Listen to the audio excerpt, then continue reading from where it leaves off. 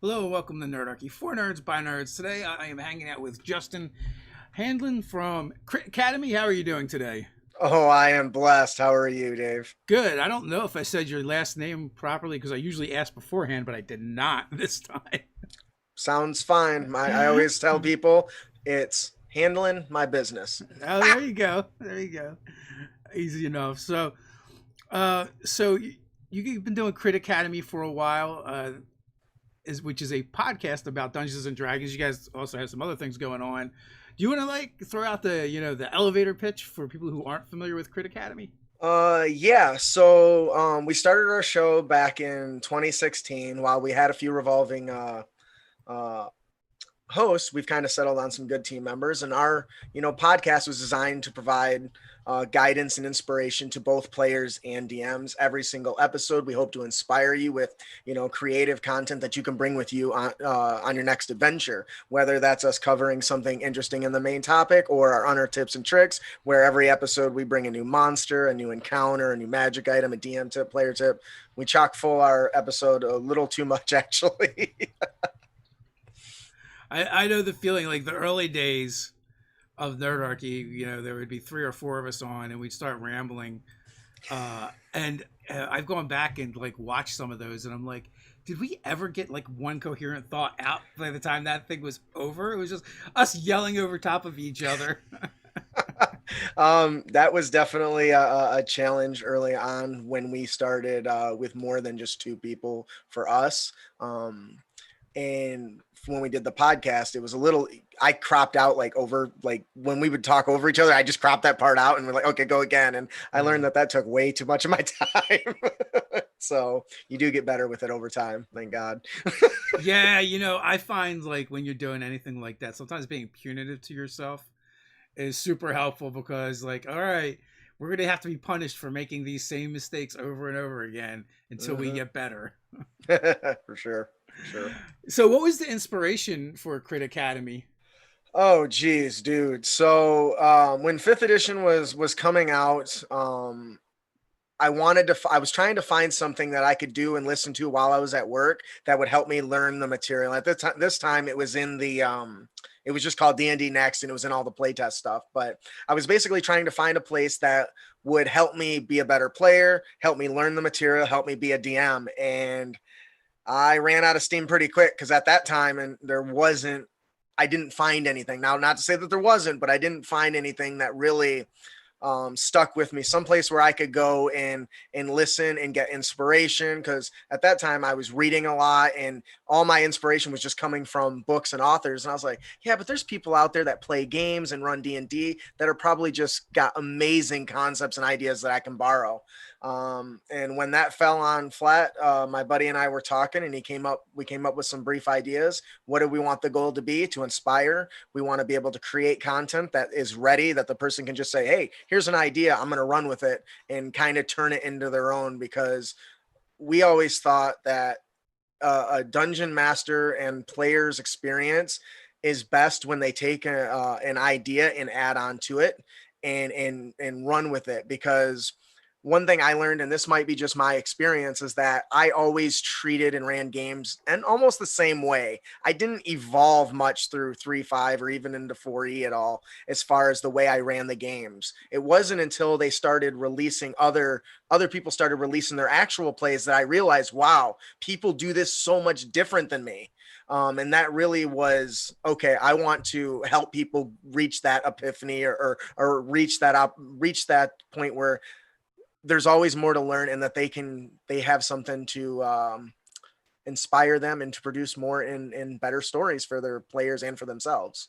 I could totally relate to that. I mean, it's real easy, especially if you have a reliable, steady group. If you're fortunate enough to kind of get stuck in a bubble where it's just this echo chamber of you and your group, and this is how we do it. This is how we've always done it. For us in the very beginning, there was no internet. There was no place to look for other people playing and doing it. So it was real easy for us to get comfortable and continue doing that for a while. It wasn't until we started doing Nerdarchy that we really started looking online to see what other people were doing. I made some forays before that into N World forums, and I used to like to lurk over on the Atomic Think Tank from Green Ronin, from the Mutants and Masterminds days.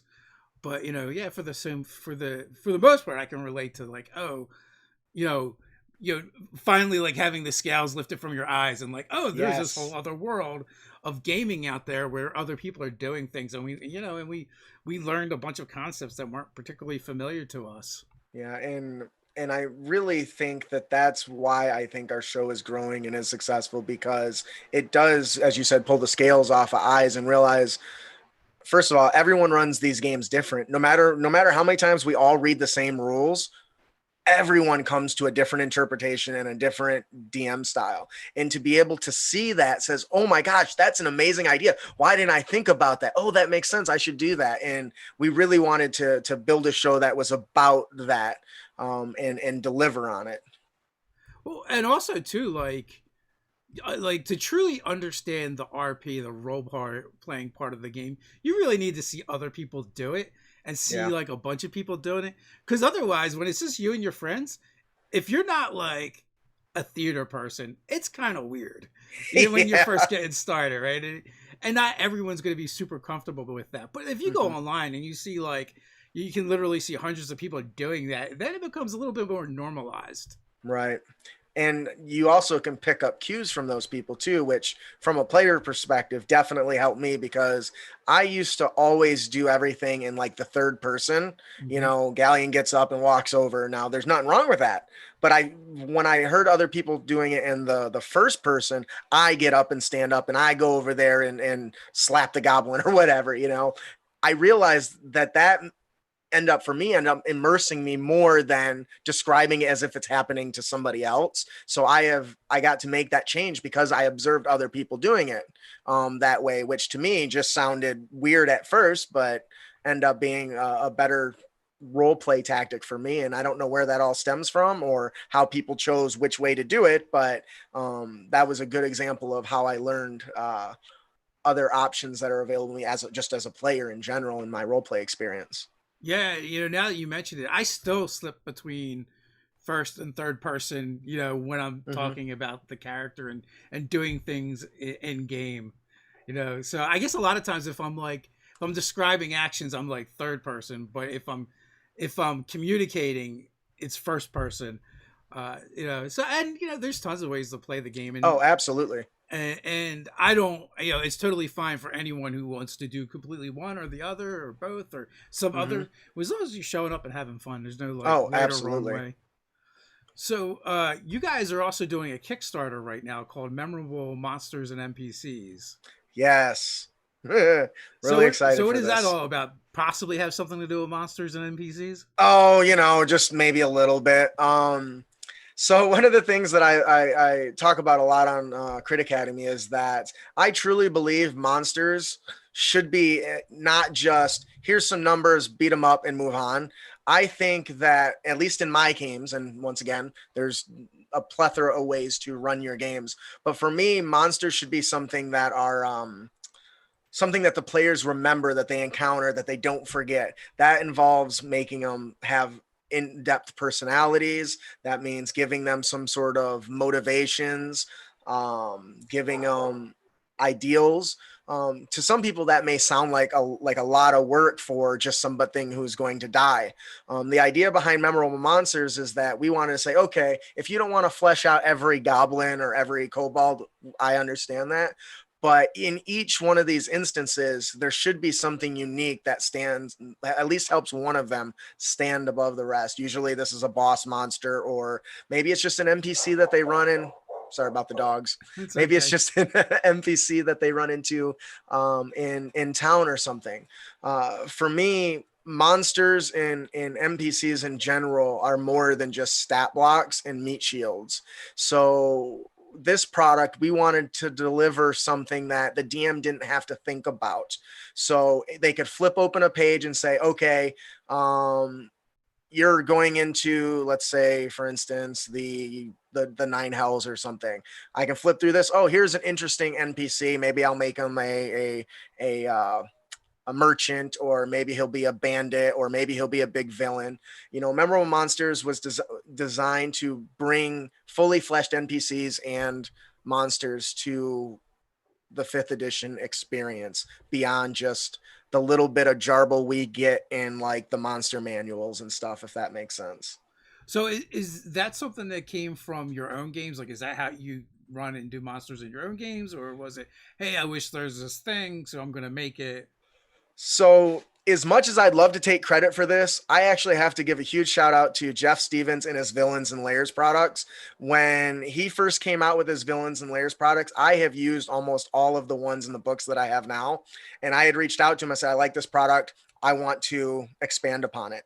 I got his permission. I says, I'm here. I started writing my own stuff, and I was like, holy crap, this is my players still talk about this person months and a year later, and they still remember exactly how he reacted when they did, this one thing, and how they were surprised at it. When a kobold dies or is in a fight with somebody, usually they just and fall over. Well, when I had a kobold who feared for his life, you could see it in his eyes. He's sweat beating down his brow. He knows he's going to lose. He jumps back and begs for his life and says, please, I just want to survive so I can take care of my clan or my family or whatever. That creates a whole different experience for the player than, off with his head. Now, they still probably will do that, but at least now they'll remember, yeah, we killed that guy, and now we're going to pay for it because we just started a war because we killed the guy who was supposed to be a diplomat, going between these two clans or something. It was at that moment that I realized this really is an amazing idea, and it should go.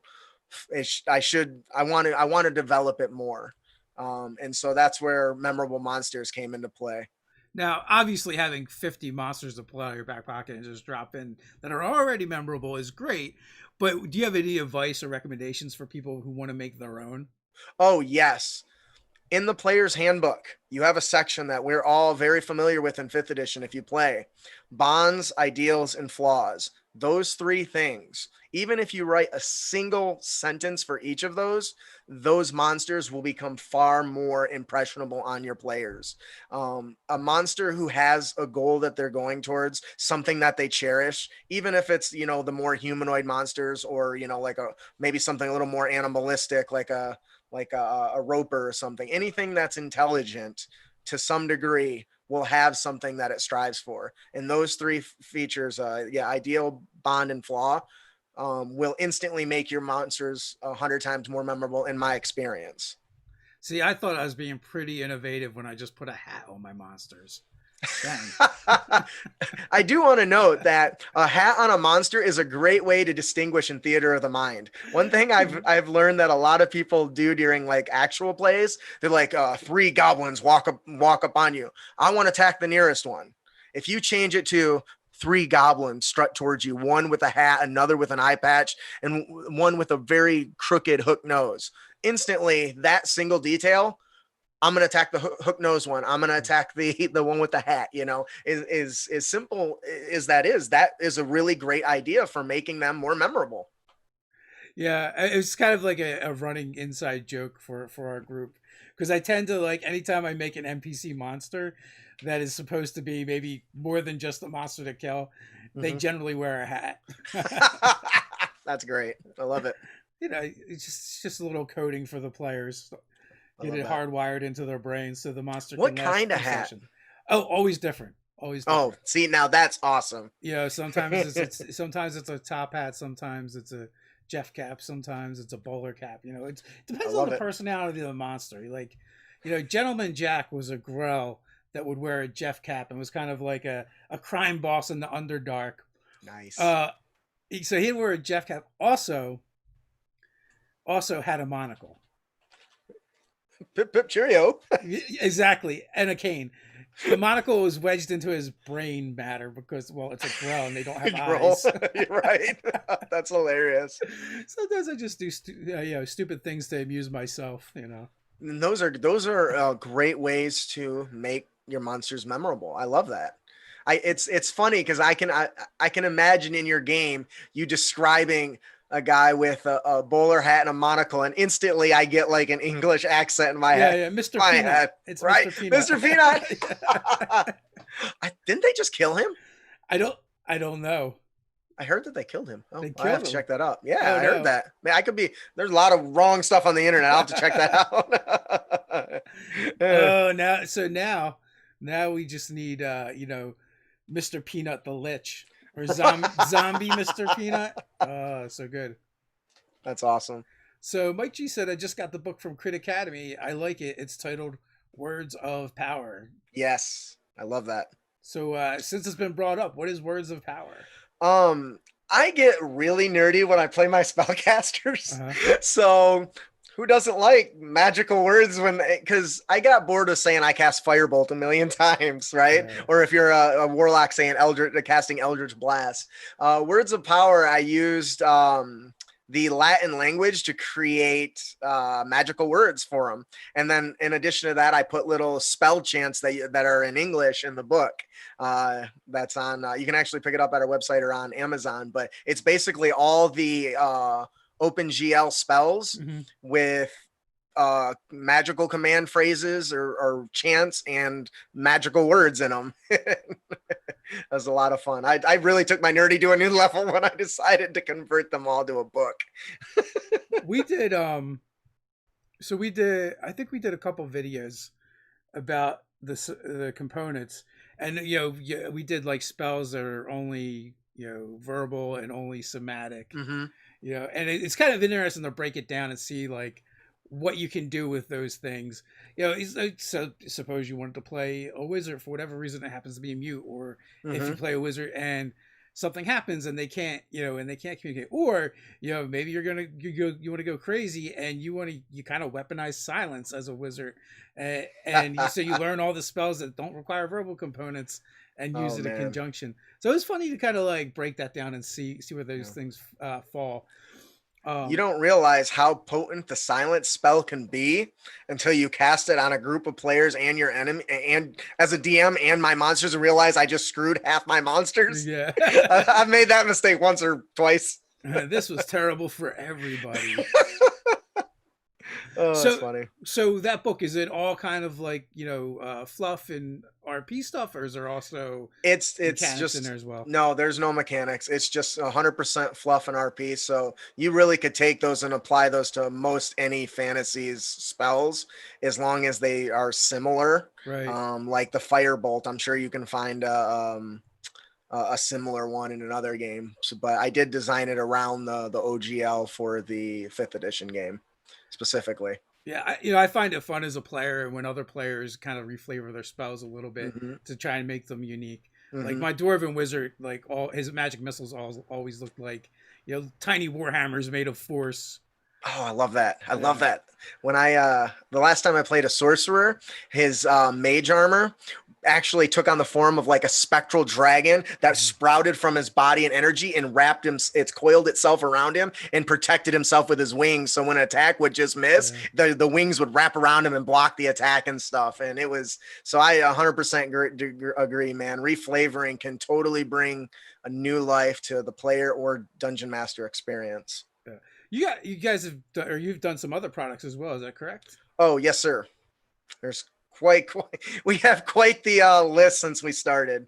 We have a lot. And where can people find those? They can head on over to critacademy.com. Most of our work is done through DM's Guild at the moment.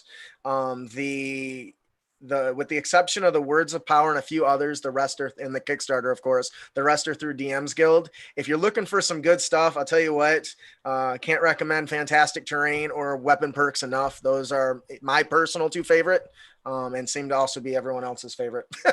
So Fantastic Terrain, like, I kind of get an idea what that's about from the title.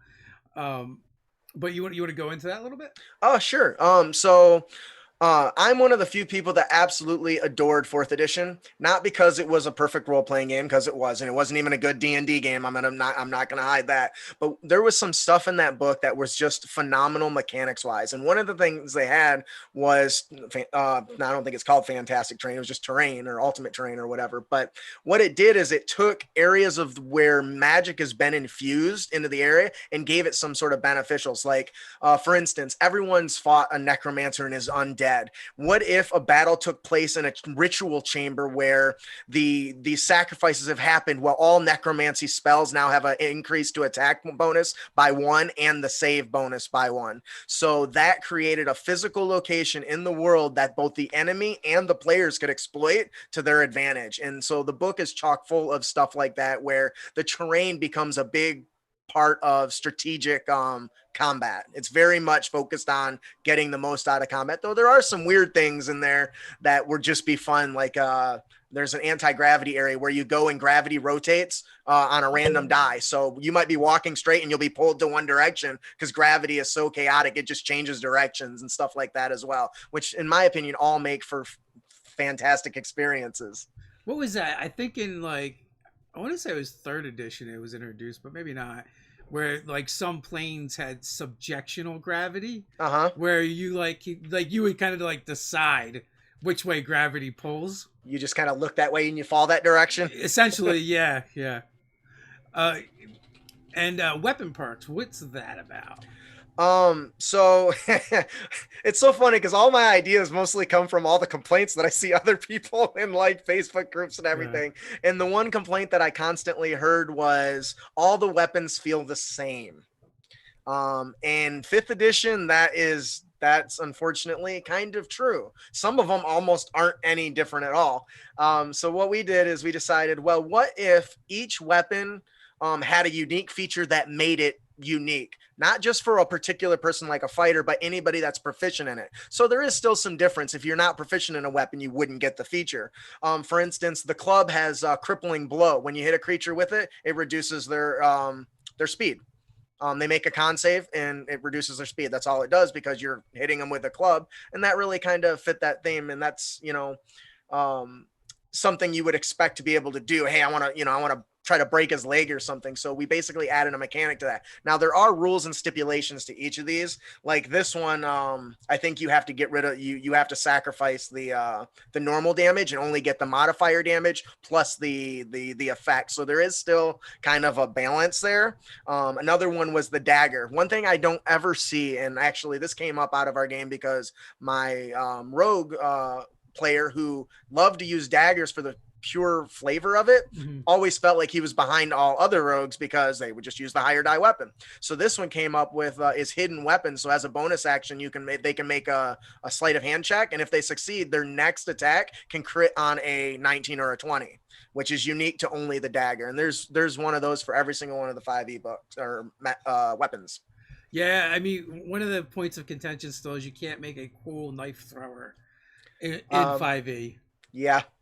We actually made we call it a blade dancer, and one of its dances focuses purely on throwing daggers and stuff, which is, once again, that was something somebody complained about. I was like, I think I can do that, so I tried.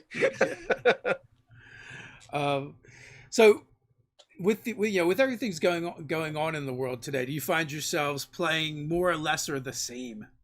Oh geez, dude, I definitely play a lot less.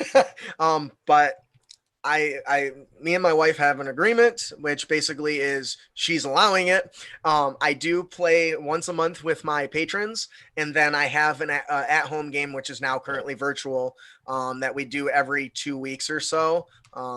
And that's pretty steady most of the time, but that's really all the free time that I have. Yeah. So I probably will not get to do more than that. Like I'm a patron of a couple people like Interparty Conflict, and they do a monthly game, and I'm sad that I just don't have the time to make that, even though that's why I became a supporter, to support their show and play the game. All the stuff in writing I do, and between that and the show just takes up all my free time. That is definitely a common theme that I've seen and heard from other creators is you spend so much time creating. Maybe you also have a regular job as well, have family life. all that stuff. Something has to give Yeah. someplace. How many hours a week do you think you spend creating?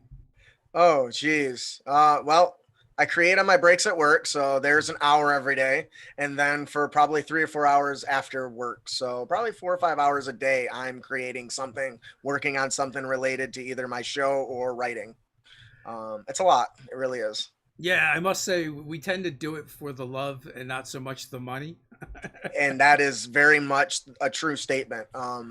While I do get a little bit of compensation when I put out a product, the Yeah. amount of effort that it takes to make that and bring that to fruition very rarely outweighs the amount of time, effort, and balance. Oh man, balance is that's a sucky one to deal with, because you can't just, very rarely can you just make something and it be successful. You need to at least play test it or tinker with it, the numbers. Luckily for me, I'm a statistical engineer, so I can run models Yeah. and help with some of that. But for the most part, it is very time consuming. But because I love doing it, Wait it a minute. Do you doesn't make feel do you like make work. computers do your dirty work for you? Oh yeah, dude, Minitab. If you're out there using Excel, Minitab, man, that'll solve all your problems. But it really is. It is fun, even though it's a lot of work. But what is the old adage is, if you do what you love, you'll never work a day in your life. That for me is very true. Now I can't say it's the same for my wife. Yeah. She may not be as happy that I spend so much time doing it. Well, hopefully there's the pan out that you can do it, full time at some point. Um, I think that's what a lot of us kind of like strive for. And like I feel like when we started Nerdarchy, it was like, what's something that we can do that we can maybe turn into a business and still like keep doing the things that we enjoy Mm-hmm. doing. Matter of fact, give us an excuse to do them more. Yeah. And so that was like the way we started. It's like, oh well, I got to go to this convention, it's work, or I got to play this game, it's the job. So we like perpetrated this scam on our wives. I'm you know stealing that. when Hope we she got doesn't watch started. this. Well, and honestly though, after like I've been with my wife for over 20 years. I mean, we've been together since I think Congratulations. 93, I want to say. I don't That's a know. huge accomplishment. She doesn't listen to these, so if I get it wrong, I won't get in too much trouble. Um, yeah, and we've been married since '98, and she just recently has come around to start gaming with us. Oh wow. She plays in like 3 games that I run now, and before that we tried like a family game, and like she's super self conscious, so like getting Right. into RPGs was not easy for her, Mm-hmm. and she has some personal stuff to overcome, and that's what I mean about like a lot of this stuff, especially for introverts, can be really tough in the beginning. So For sure. that's why I don't care how people like do it. I don't care if someone just sits at the table and really doesn't engage much, because you know what, someday they might. Uh, Yep. it's just some people it takes them longer to like find their stride. Yeah, it's funny you say that. I had a player who I love to death. The guy is amazing. He was always the quiet one, and that presented a challenge for me because I struggled to, what can I as a DM do to engage him when Uh-huh. I know that he doesn't like that conversational thing. And I found a solution that worked in our case, which I thought was great. It basically, I asked 2 other players, when they think of something, turn and ask that player what he thinks, Yeah. a simple yes or no, and it included him. And he felt he noticed immediately after that, hey, I felt like I was more included than normal. So um I think, while there, it is harder for some people to do that and they may never come around to it, but I find that it's, as a GM or DM, that it was upon me to try to find a way to make sure he's engaged as much as possible. But some people still may not like that, so you do have to kind of take that in stride. But As a I don't GM, sometimes we project that extra know. Hmm. responsibility on ourselves, and it's just not right. It's Right. like it's cool if you can find something that brings them in and gets them more involved, but at the same time sometimes it's okay for them to come along at their own pace, and Yep. as GMs we shouldn't have to feel like it's our job to make that happen, right? I, I agree 100%, but man, that's hard. At least Yeah, for me, that's really hard. Not like, because there was a few times where I felt like I just wasn't doing a good enough job, and yeah. so now I start to be like, oh man, what am I doing wrong? And it turns out that just is the type of player he is, and that's okay. And that's okay as a DM, if they're okay and they don't want to, don't leave them to their devices. They're there to have a good time, and clearly they're having one. Otherwise, they wouldn't keep coming back, right? Yeah, and that's exactly it. So That's what I'm trying to say. Like, as a GM, don't feel, you or anyone shouldn't really feel pressured to, to do a thing, to play this game, to run this game, or be responsible for everyone at the table. We're here to have fun just like everybody else. Even like more recently in a game, we were talking, and so for whatever reason, someone was talking about, I don't feel like running this thing or doing this thing because it gives me stress or anxiety. And I'm like, well, then don't. Like, literally, like, we play to have fun. yeah, Like, those two words should not be part of it. right. Yeah, the experience. I mean, we all get jitters, and before the game starts and pre-game, but yeah, Mm-hmm. I would hate to have someone doing a thing and for them to be uncomfortable with it. So Yes. we do this And hobby for fun. now there are, and that actually circles to a good point.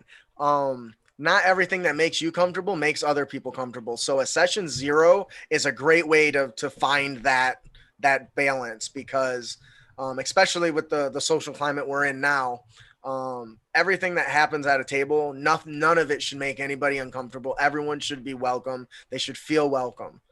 And as GMs, that's not just our responsibility. Just like storytelling is not just our responsibility, that's on the players as well. So if you ever are in a situation where you feel like somebody's making somebody else uncomfortable, while unfortunately it's not necessarily the GM's job, we are kind of the leaders at those tables, and you may have to have a conversation with that person if it's getting out of hand.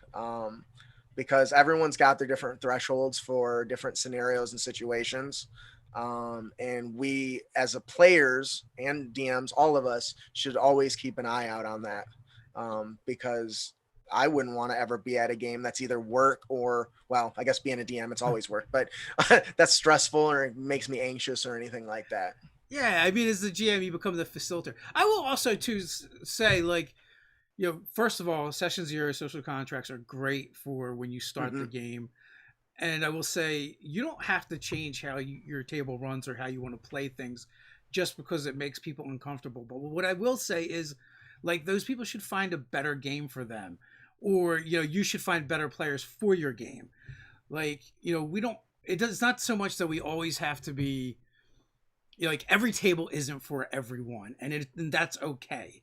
This table just might not be for you, or these players might not just be for you.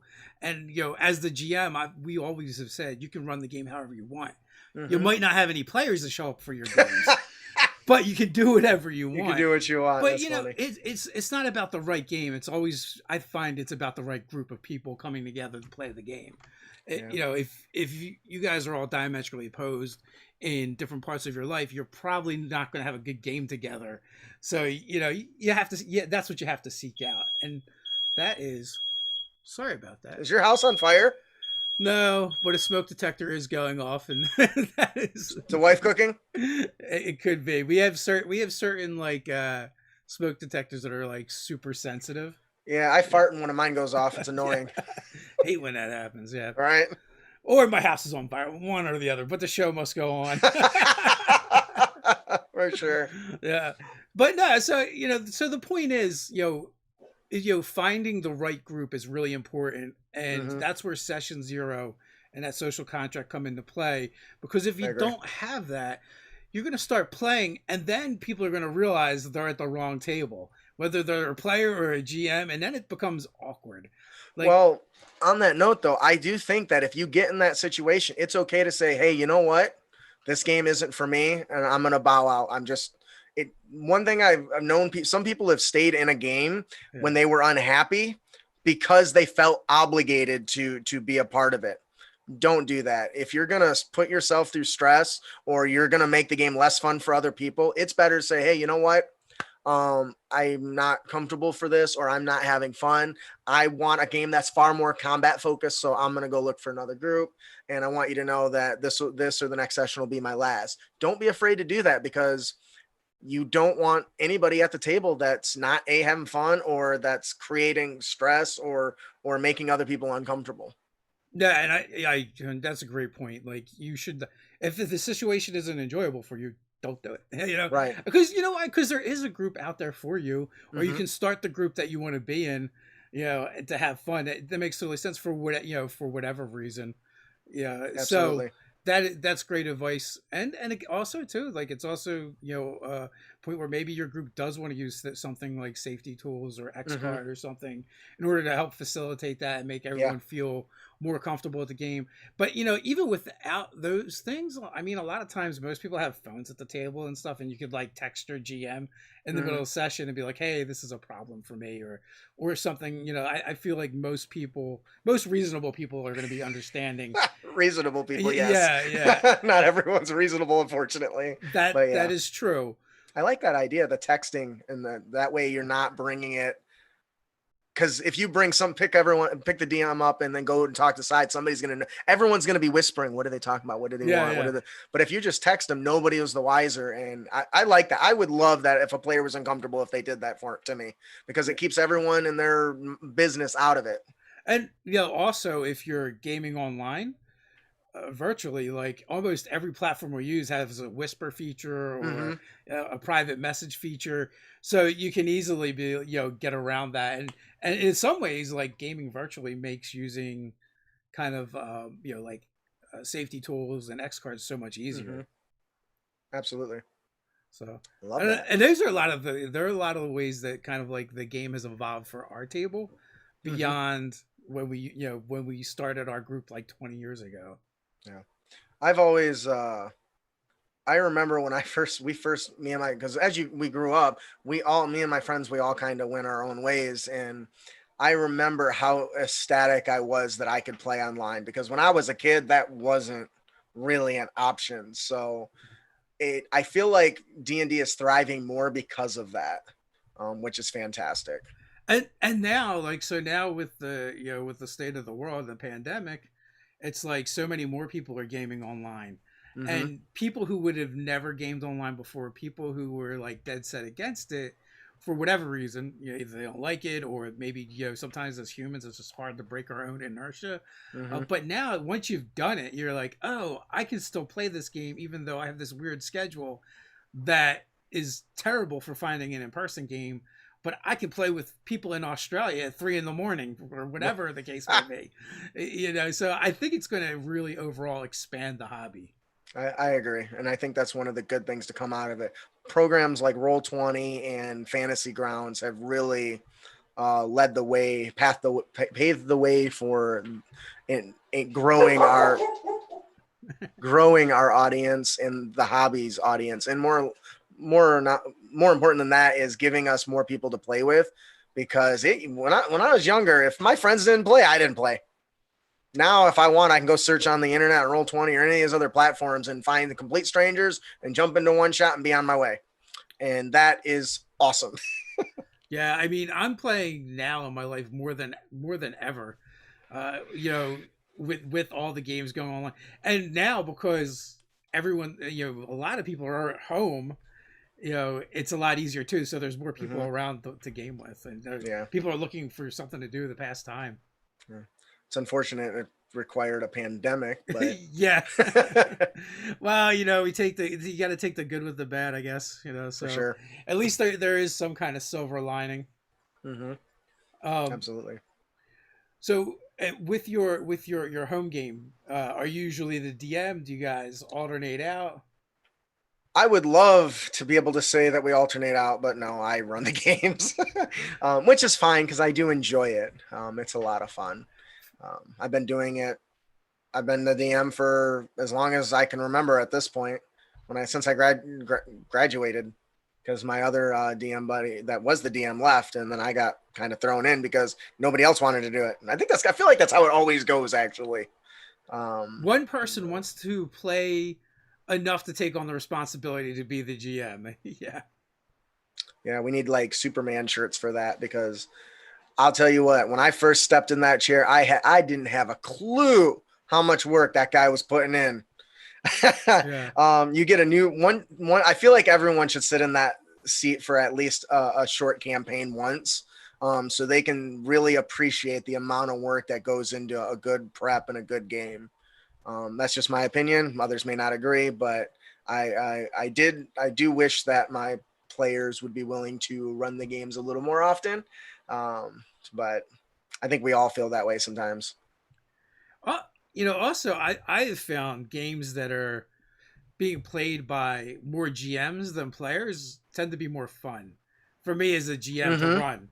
Like when you get a group together and they're all experienced GMs, for the most part, I find that like they just make stuff happen in the game, and it actually requires far less work from you as the DM.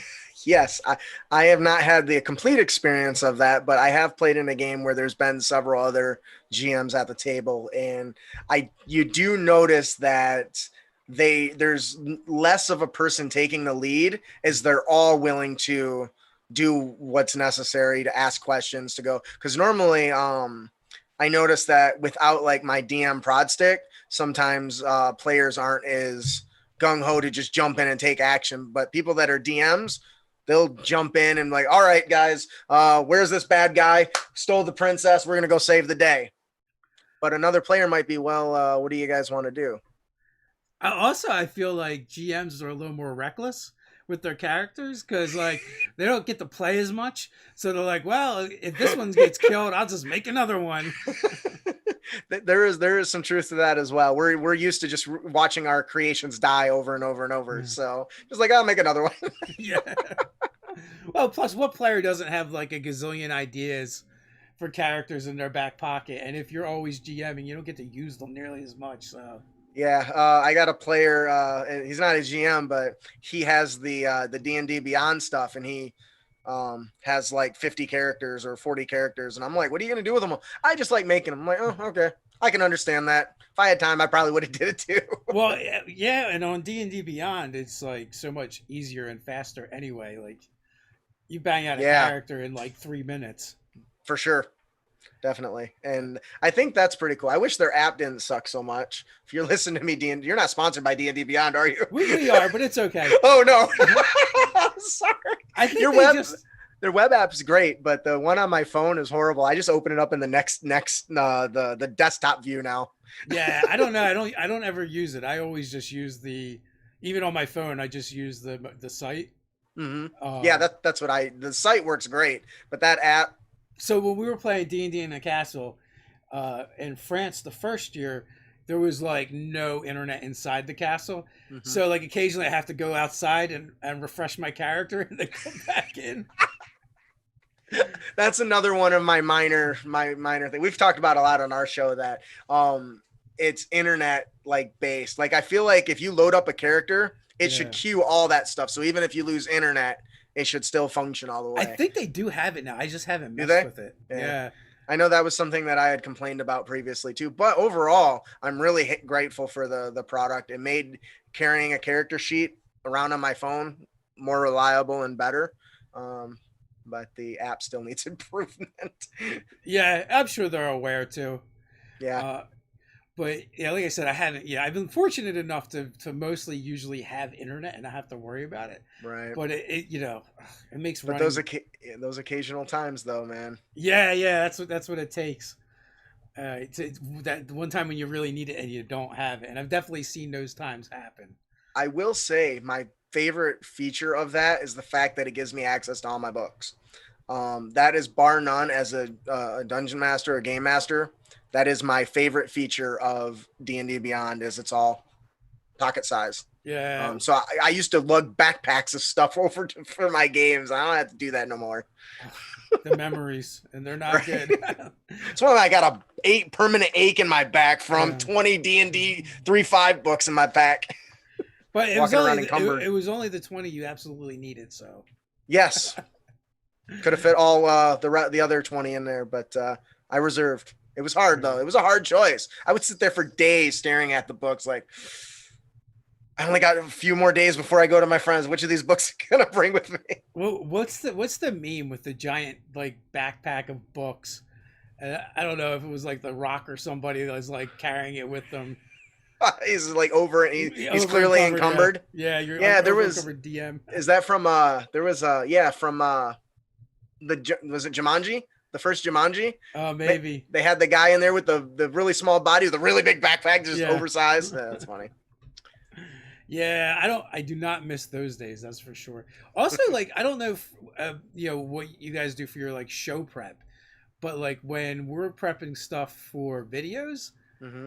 as a creator, or even making stuff as a creator, D&D Beyond is great because usually you can sort out, like, for making stuff, you can sort out the basic rules, Hmm. and most of that is in SRD. There's a Hmm. couple oddballs that aren't. But so like if you're trying to figure out, oh, what can I use and I can't use when I'm designing a product, Right. that helps a lot.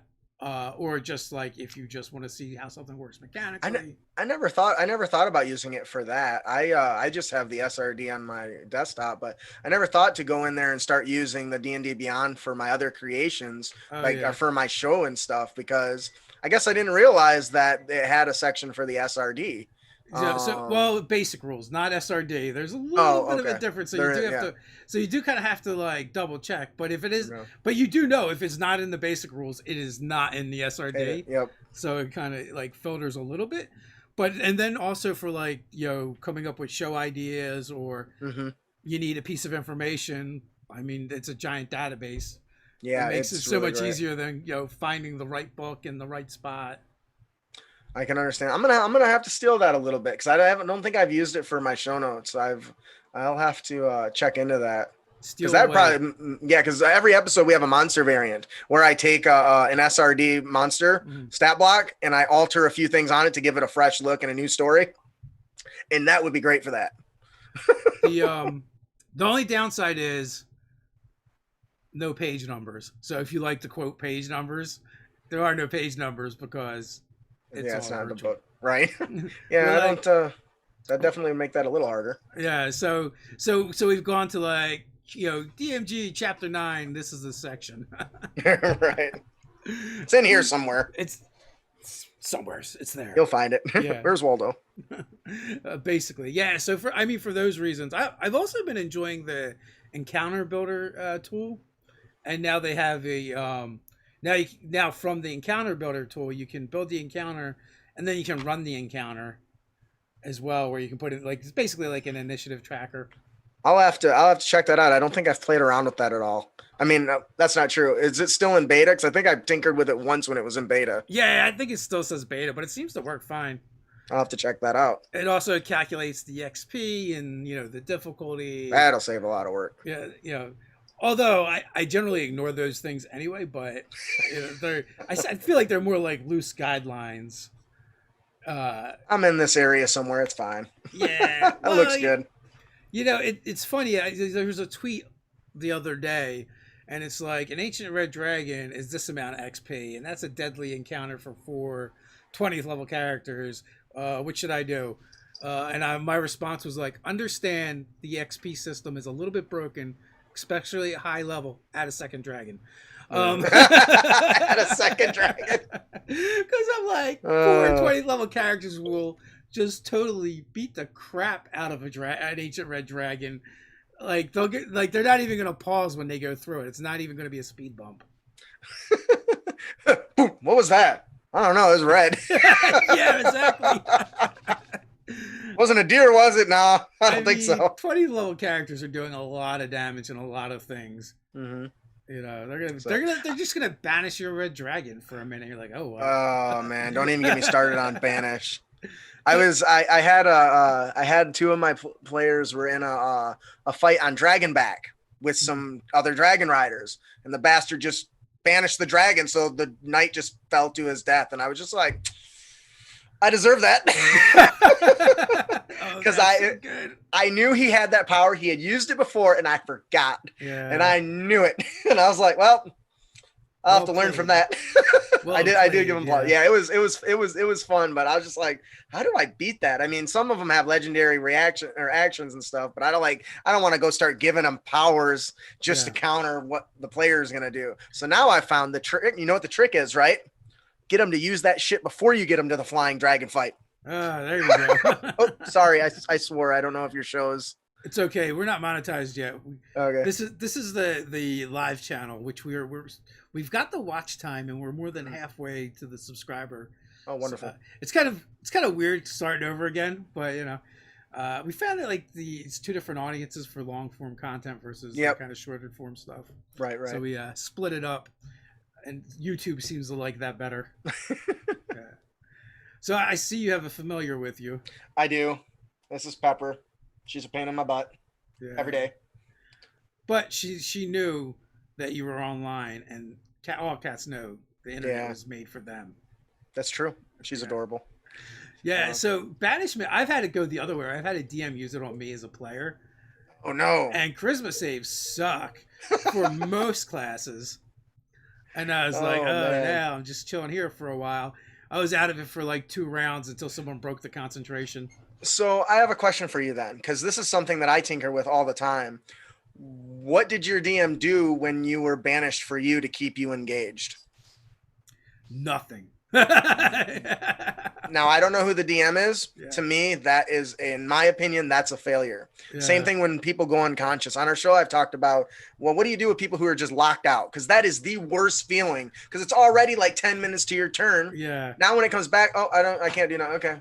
To me, that's horrible. So what I started doing is describing a world that they're in. Oh, they're banished to a plane. What did they see? I try to engage, even if it's only like 30 seconds, because there's nothing worse, in my opinion, because I've been that player where I'm just like stuck there and I can't do nothing. Those are the worst mechanics in the game, in my opinion. And the same thing goes when you fall unconscious. Now what I start doing is when a player falls unconscious, I pull from their backstory to have them engage with me in a discussion about some reliving a scene. Because then it reveals to all the players a little bit about that character, and it gives that person something to do when they otherwise would just be like, oh, I'm done. That's a good idea. That's interesting. You hear that, Ted? You suck as a DM. Don't worry, Ted. It's not just you. I'm just kidding. No, but that's a good idea. I've never thought about that. You know, I guess it's always been the punishment for sucking as a player and not succeeding with the saving throw. Right.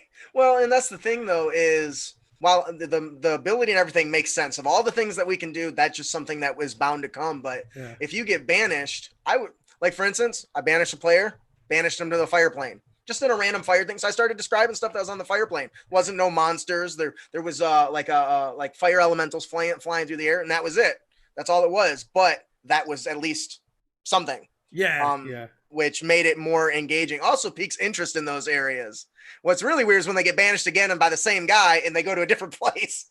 Oh yeah. So. See, now I want to do that and like banish them to the astral plane because I have an unhealthy obsession with astral dreadnoughts.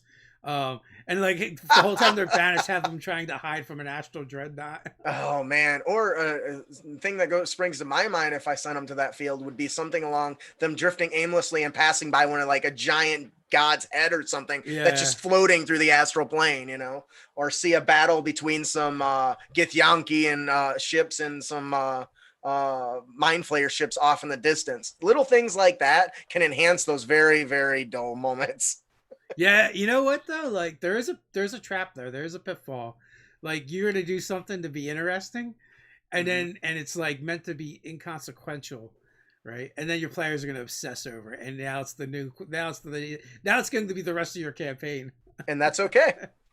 That's one thing that I love about in this my DM style is I make it a point to chase what interests the players. If it turns out that this player takes a super interest in the astral plane, well, guess where we're going in the next campaign? Maybe not this campaign, or maybe not this story arc, but that's something that I pride myself on when I don't run content that is published. I find that that's much harder to do when I run published content. Yeah, I mean, you literally can't, right? At that point, it's done. We're right in unpublished territory. Do you prefer published or homebrew? I am a mix of both. I prefer the settings that are provided because I can pull on the lore, but I prefer to create my own interesting NPCs in the world. Like if I dropped you into Faerun, which is probably usually where I go, it's not going to be any part that's officially published unless I specifically have something in mind for it. The reason for that is it gives me a lot of freedom to still get away with doing what I want by still being able to pull on the player's knowledge. When I reference, Waterdeep, they know what that is. Versus when I describe this spooky, creepy castle in the middle of the area, turns out it's a library called Candle Keep. Okay, they know that.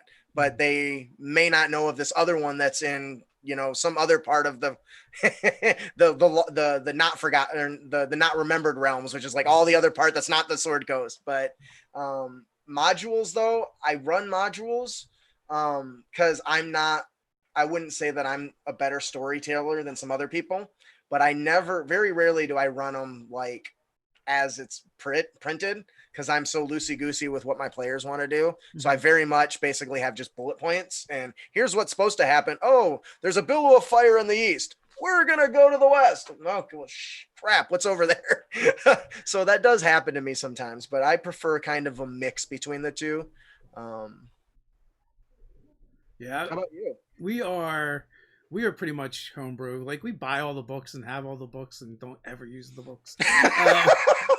You know, sometimes we steal things. Like, I thought Out of the Abyss was great when I was running an Underdark campaign, because there's like tons of stuff in there that I could be like, oh, I don't have to make up. I can just use this.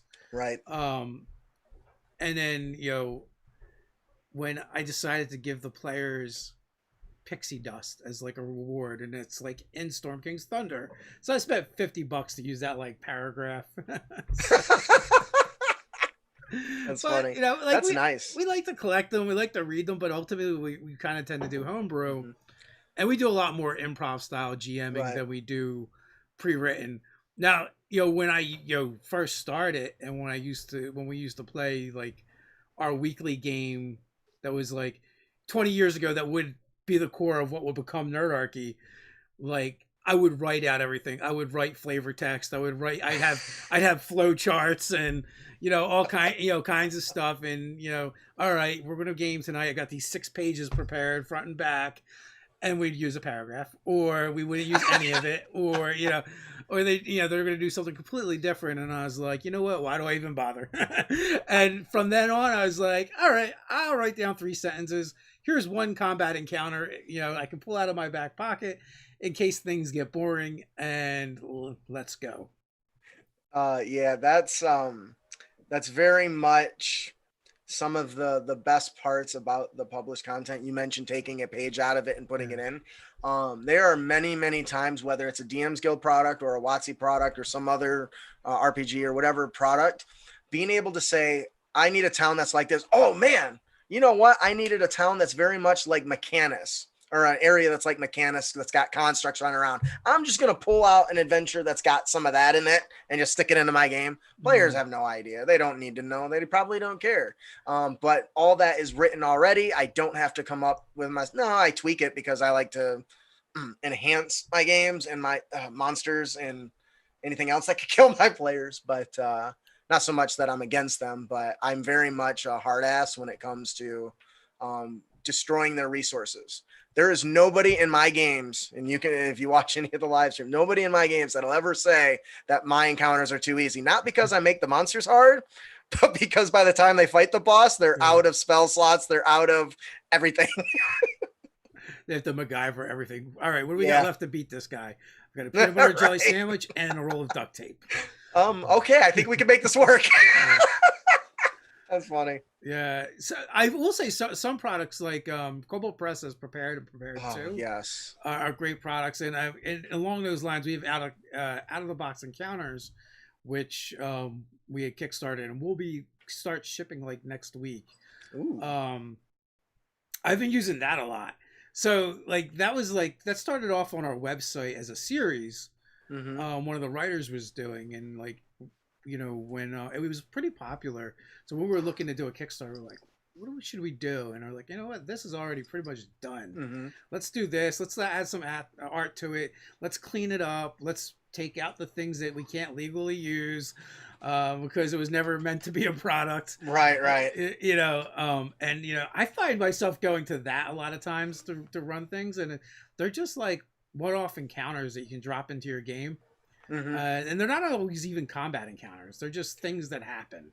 And it's funny you mentioned that, because one of my favorite aspects of both the Storm King's Thunder's book and the Horde of the Dragon Queen was the little sections on little paragraphs of encounters, most of which weren't even necessarily go stab something.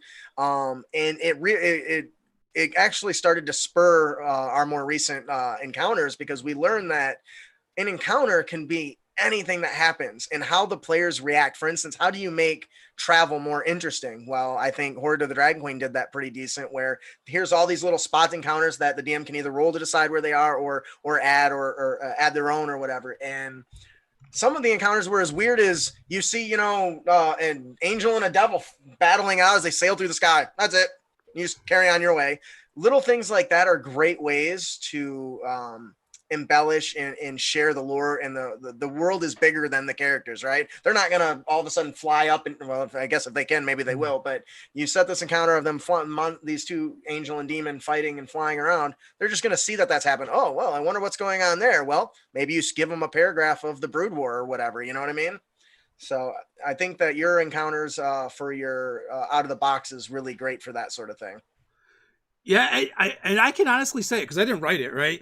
Like we produced it, you know, and we did some of the writing on there, but for the most part, you know, our lead designer Mike Gould did an amazing job with it. And like, yeah, this is the type of product that I think is really useful to DMs. Mm-hmm. And like I said, it's like, you know, Cobalt Press also has two products that are similar, at Prepared 1 and Prepared 2, that I've used in the past too, where it's just like, you know what?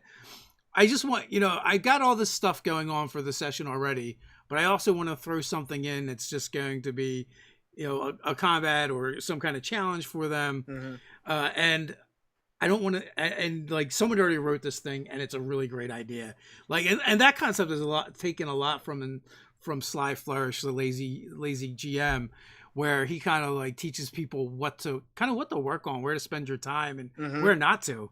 Like he's like, you know, the idea that you can even take that concept of out of the box or prepared, and even, you know, I think Memorable Monsters is going to, you know, lend itself to this as well, is where they're just these little pieces that you just drop right into your game, Mm-hmm. and you know, you don't have to think about it, and they're really great for when the players take an unexpected turn. Yes. Yeah, and you're like, oh, I don't know what to do. You know, maybe, you know, you grab a smoke break or whatever. I don't know if people even smoke anymore. I used to be a thing when we used to game. Nobody smokes anymore, thankfully. And it's weird when you do see someone that smokes. You can smell you're like, I'm a smoker. Nah, so like you just take a 5-minute break and you can like flip through one of these things and pull something out really quick, and the game continues.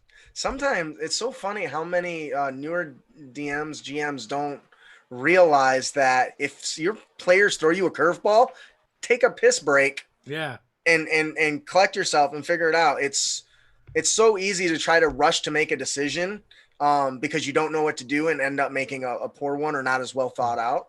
I think you hit on the head. If you need to take a minute, take a break, come up with something while they're, you know, using the bathroom or something, or tell them one of the bathrooms is broken, so that forms a line outside the one, give you more time if you need to. Yeah, exactly. Like it's like, yeah, this is a good spot for a bio break or whatever, especially for Right. gaming online now. Mhm, Like that's for super sure. easy to do. You know, you can just dark your video feed, and then they have no idea you're frantically flipping through a book. Or you know, with everything online, you're just opening up new tabs and you're ready to go. So Right. yeah, you're right when you say like GMs oftentimes feel this pressure that they have to make a decision right there, and sometimes you don't, and sometimes you can even throw it back to the players too, and make them tell you more and give you more information and more details, and that's a great stalling tactic. Yes, I it's so funny. I've gotten some flack for it, but I like that idea so much that I take it a step further. I'm very much a lazy DM by nature. Not because I don't want to put more effort into my games, but because I don't have time. So Right. I focus on creating like the more important stuff. So if a player decides he wants to see if there's a blacksmith, well, really there's no reason why there wouldn't be a blacksmith in this town. But I have nothing prepared. All I have is there's now a blacksmith. So I might just ask them to put the storytelling in there. All right, you come to a building. What does it look like?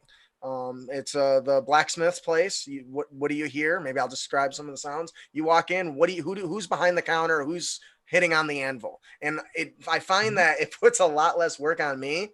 That if I just it's a dwarf with a big burly beard, the player says, and so all right, I role play that out, and now they have put story and creation and world building into my game, and I find that they actually remember those characters really, really well because they created them. So now when they say I need to go visit the blacksmith to fix my armor, to see what any loot he might have or any extra new equipment, they remember his name.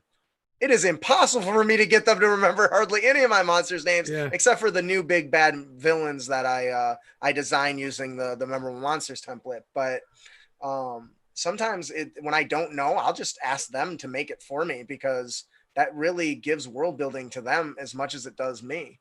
And I love that because they think of some weird stuff. I once saw a halfling blacksmith. Never ever thought to do that. I don't know why. There's no reason why there wouldn't be. Yeah.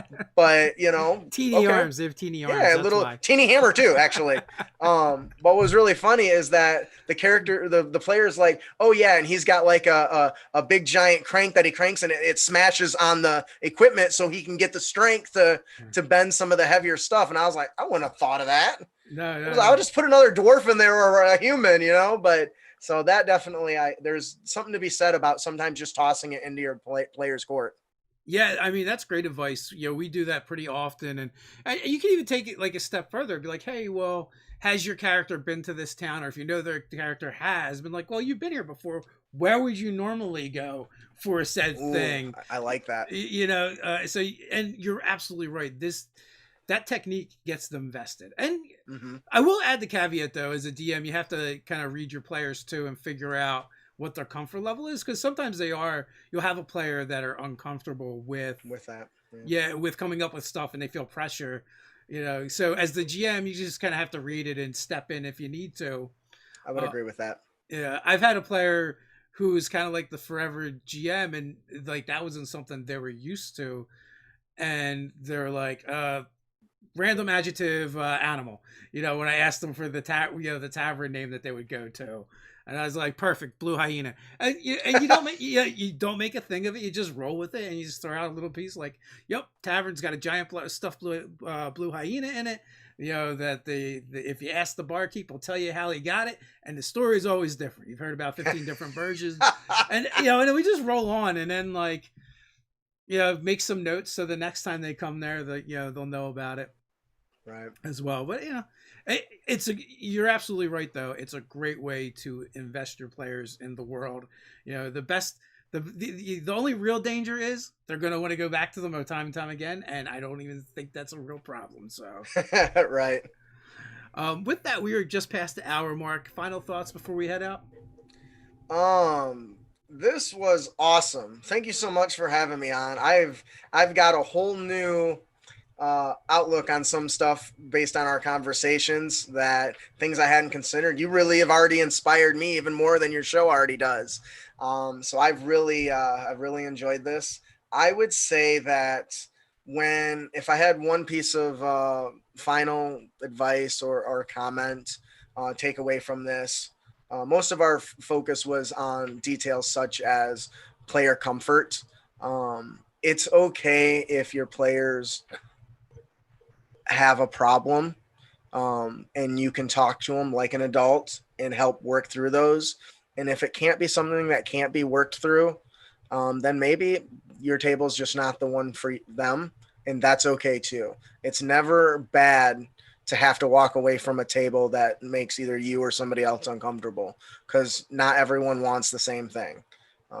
So as a player and as a GM, the work isn't on any one person for those decisions. That is certainly should be a group decision.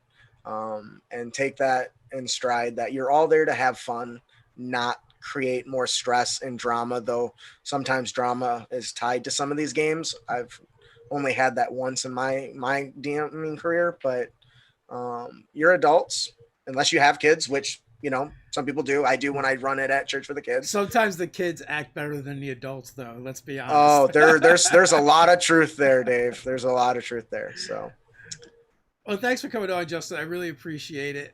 You dropped some knowledge bombs here today. Everyone go check out the Kickstarter and the podcast. There are links in the description as always. Once this is not live anymore, they'll be in the pinned comment as well. And until next time, stay nerdy.